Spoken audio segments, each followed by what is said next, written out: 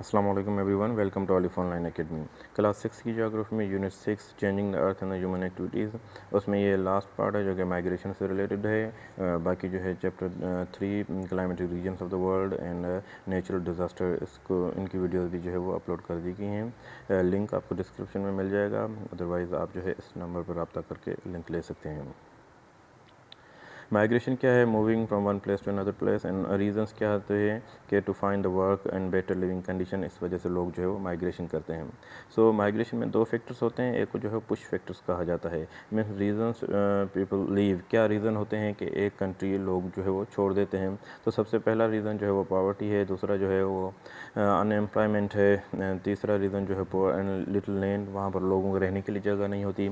Natural disasters आते हैं, floods and droughts and shortage of food and water. तो ये चीज़ें होती हैं जो कि पुश फैक्टर कहलाती हैं, और इसकी वजह से लोग जो है वो एक कंट्री को छोड़ देते हैं, माइग्रेशन कर जाते हैं वहाँ से।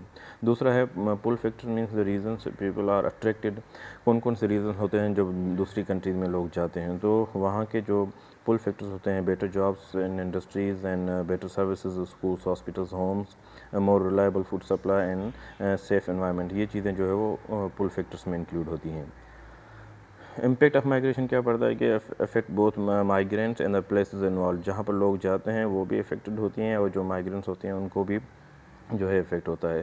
सो माइग्रेंट्स को क्या है, होम्स चाहिए, फूड चाहिए, clean water, toilets and sanitation and access to the schools and hospitals, ये सारी चीज़ें चाहिए। तो जिस कंट्री में ये लोग जाएंगे तो वहाँ पर इन चीज़ों की जो है वो कमी होना शुरू हो जाएगी।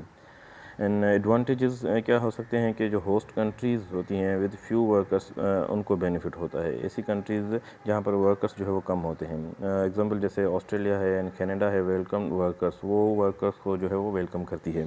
Migrants work in health, education, farming, defence and health both migrants and the host country. तो उन जो माइग्रेशन करके जाते हैं, जो होस्ट कंट्री है, दोनों को जो है वो एडवांटेज होता है इस वजह से।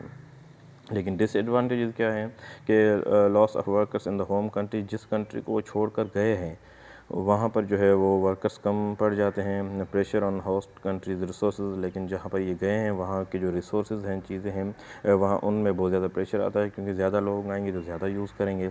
Higher taxes for host countries people, जिसकी वजह से जो है होस्ट कंट्री के जो लोग होते हैं उन पर टैक्सेस जो है वो ज़्यादा लगना शुरू हो जाते हैं। एंड दूसरे प्रॉब्लम्स क्या होते हैं कि जॉब की शॉर्टेज होना फिर शुरू हो जाती है, housing issues, poverty and some migrants may turn to crime. अब जब उनको काम वगैरह नहीं मिलेगा और एक मुल्क को छोड़कर दूसरे मुल्क में वो गए, तो वो जो है वो क्रिमिनल एक्टिविटीज़ में भी इन्वॉल्व हो जाते हैं। माइग्रेशन फैक्ट्स में ये है कि जो लोग एक कंट्री को छोड़ कर जाते हैं उनको जो है उस प्रोसेस को एमिग्रेशन कहा जाता है, means leaving your country. And emigrants means are people who leave their country.